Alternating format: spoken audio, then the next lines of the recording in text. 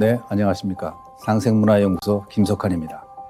저는 오늘 이 세상에 대해 탐구하고 있는 책 한 권의 내용을 정리하며 여러분과 명성과 수행에 대해서 다시금 생각해보는 시간을 가져보고자 합니다. 오늘 소개드릴 책은 당신이 우주다라는 책입니다. 이 책은 이 시대의 영성가 디팍 초프라와 양자 물리학자 미나스 카파토스가 공동 집필했습니다. 저자들은 총 9가지의 질문을 던지며 우주와 인간의 존재 및 상관성에 대해서 과학적인 접근 방식으로 해답을 탐구하고 여러 가지 이론들의 한계를 지적하면서 새로운 논리를 전개하고 있습니다. 그 중에서 가장 핵심이 되는 질문을 뽑아보았는데요. 이 책에서 제기한 첫 번째 질문이 빅뱅 이전에는 무엇이 있었을까?입니다. 저는 이 질문이 가장 핵심적인 질문이 아닌가 생각합니다. 과학자들이 말하는 빅뱅이란 우주 창조의 순간을 의미합니다. 빅뱅이라는 용어가 익숙하지 않은 분들을 위해서 저는 이 질문을 창조 이전에는 무엇이 있었을까? 라는 질문으로 대체하고자 합니다. 창조 이전에 무엇이 있었을까요? 그런데 이 질문이 논리적으로 올바른 질문일까요? 창조는 모든 존재의 시작입니다. 무에서 유가 만들어지는 것입니다. 따라서 창조 이전에 무엇이 있었다고 하면 그 창조는 창조라고 할 수 없습니다. 왜냐하면 그 질문에는 창조 이전에 무언가가 존재하고 있었다는 의미를 담고 있기 때문입니다. 예전에 제가 오쇼의 책을 번역한 적이 있습니다. 칼리 지브란의 예언자라는 책에 대해 오쇼가 인용한 이야기가 떠올랐습니다. 인도의 고전 리그 베다에 나오는 이야기이다.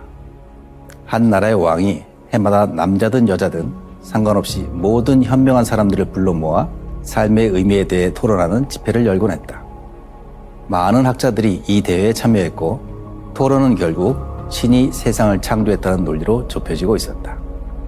야그나 발키아라는 위대한 학자가 이제 막 마지막에 경쟁자를 물리치고 승자가 되는 듯 했다. 그때 가르기라는 여성이 야그나 발키아에게 물었다. 당신은 신이 세상을 창조했다고 말했습니다. 그런데 신이 세상을 창조하고 있을 때 당신이 지켜보았습니까? 어느 경우이든 당신은 잘못되었다는 것이 증명됩니다. 만일 당신이 지켜보고 있었다면 세상은 이미 창조되어 있던 것입니다. 당신이 거기에 있었고 당신은 세상의 일부입니다. 그리고 만일 당신이 지켜보고 있지 않았다면 어떤 근거로 그렇게 말합니까? 만일 존재가 그것을 창조할 신을 필요로 한다면 신은 누가 창조했습니까?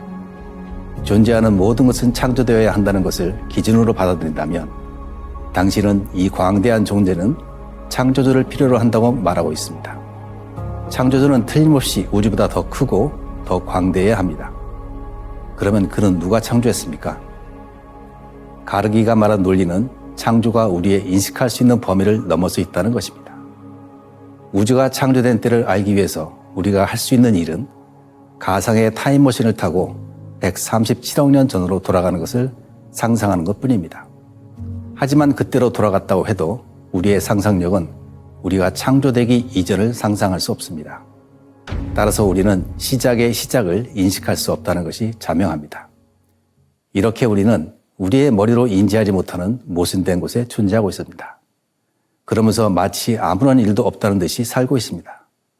마치 시작도 있고 끝도 있다고 아는 것처럼 모든 것이 자연스럽다는 듯이 이 세계 자체가 우리의 인식으로는 모순된 곳이라는 것을 전혀 인식하지 못하고 살고 있습니다. 우리가 알고 있는 삶은 우리가 태어나고 죽기 전까지의 삶뿐입니다. 이 한정된 시간만이 우리가 경험하고 실제로 존재한다고 인정하는 시간입니다. 이것을 우리는 인생이라고 합니다. 그렇다면 과연 이 우주는 내가 존재하지 않았을 때는 없었나요? 당연히 아니죠.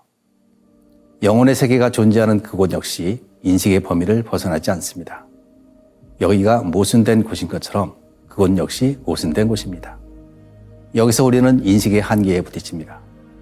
그렇다면 과연 우리가 알고 있는 인식이 전부인가? 라는 질문을 해볼 수 있습니다. 우리가 알고 있는 인식으로는 이 세상이 모순이라는 결론이 나오는데 그래도 우리는 존재하고 있기 때문입니다. 우리는 이렇게 존재하고 있다면 이 세상을 모순이 아니라고 보는 또 다른 인식이 존재해야 하지 않을까요? 저자는 그 또 다른 인식을 의식이라고 부릅니다. 우리는 우리가 느끼고 생각하는 인식 이면에 의식이라는 것이 있다는 것입니다. 지금의 제한된 인식을 넘어선 확장된 인식이라고 할 수 있습니다.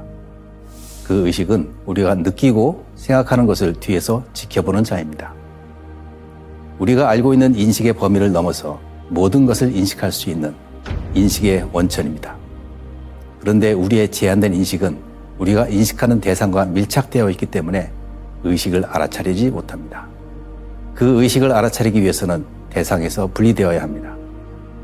우리가 인식하는 행위를 분리시켜 객관적으로 바라볼 수 있을 때 그것이 의식입니다. 그 의식을 어쩌다 한번 마주치는 것을 일별이라고 하고 그 의식이 일관되게 지속되는 것을 깨달음이라고 합니다. 그 의식은 존재하는 모든 것에 존재하고 있으며 하나이면서 모든 것과 연결되어 있습니다. 고대 인도의 베다 성자들이 아함 브라마스미라고 선언한 바로 그것입니다. 내가 곧 우주다 또는 나는 모든 것이다 라는 뜻입니다.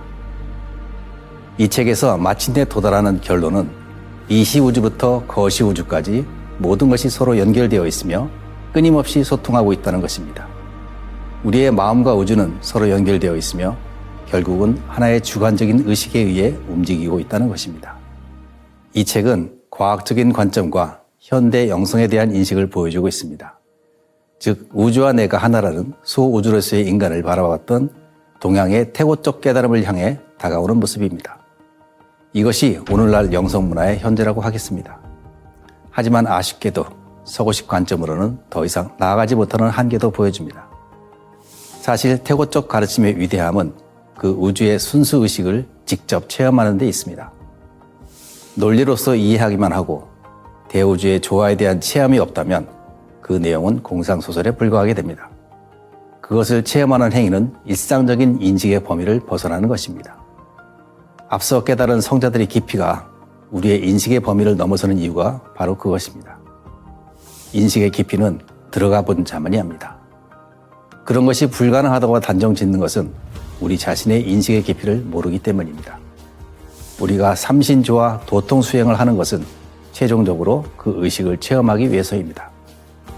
우주와 하나 되는 것, 이것이 도통입니다. 관찰자와 내가 분리된 것이 아니라 나 스스로가 대우주와 하나 된 선의 존재가 될 때 우리는 지금까지 몰랐던 대우주의 실상과 참 진리의 세계를 보게 될 것입니다. 여러분이 우주가 되는 길, 동방신선학교와 함께하는 꾸준한 수행으로 여러분의 신성을 되찾아 나가시기를 기원합니다. 감사합니다.